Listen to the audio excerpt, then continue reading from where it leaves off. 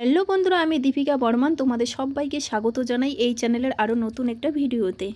আজ কিন্তু তোমাদের দাদাভাই আলু খেতে স্প্রে করতে এসেছিল, আর এই পুকুরের জল স্প্রে মেশিনের ড্রামে ভরিয়ে আলু গাছে স্প্রে করে, কিন্তু পুকুরের জলটা নোংরা, তার জন্য ছাঁকনি দিয়ে ড্রামে ভরানো হয়। আর এদিকে একটা পাশের বাড়ি দাদাভাইয়ের সাথে স্প্রে করছে তোমাদের দাদাভাই সেই সকাল 10টায় খেয়ে দিয়ে এসেছে, ভাত খেয়ে। তো বিকেল 3টা বাজে, পাত্তা নেই। তার জন্য বললাম আমি একটু দেখে আসি কেন এত দেরি। তো এসেই যখন পড়লাম তখন তোমাদের দাদাভাইকে বললাম যে একটু মোবাইলটা ধরো, ভিডিও করো, আমি একটু স্প্রে করি।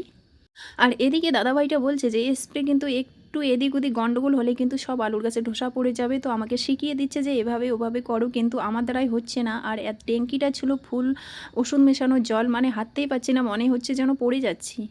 আর এদিকে তোমাদের দাদাভাই বলছে যেহেতু মেশিনটা পিটে নিয়েছো, কিন্তু তোমাকে শেষ করতে হবে। আর সেই কথা ভেবে আমি বলছি কখন শেষ হবে, তার জন্য স্প্রে মেশিনের যে স্পিডটা একটু বাড়িয়ে দেওয়ার চেষ্টা করছি আমি। আর এই আলুগুলোকে দেখো, জল দেওয়ানো শেষ, আর 2-3টা স্প্রে করলেই আলুগুলোকে আমরা তুলতে পারবো, আর বেশি দেরি নেই। আর অতটা কষ্টও হচ্ছে না, যে পিঠে একটা স্প্রে মেশিন আছে, ওষুধ মেশানো জল 1 ড্রাম, কিন্তু ভালোই লাগছে দিতে। অনেকটা আনন্দ উপভোগ করছি। সবচেয়ে মজার কথা, দাদাভাইটা আমাকে দেখে হাসছে আর বলছে তোমার দ্বারা হচ্ছে না, একটু ভালো করে দেওয়ার চেষ্টা করো। দেখো প্রায় আর শেষের দিকে, তো তোমাদের ভিডিওটি কেমন লাগলো, যদি ভালো লাগে অবশ্যই লাইক কমেন্ট আর শেয়ার করবে বন্ধুরা। আর তোমরা কারা কারা স্প্রে করছো বাড়িতে, আর কারা কারা আলু চাষ করেছো অবশ্যই কমেন্ট বক্সে জানাবে। আর আমি কি ঠিকঠাক পারলাম স্প্রে করতে একটু জানিও। সবাইকে ধন্যবাদ।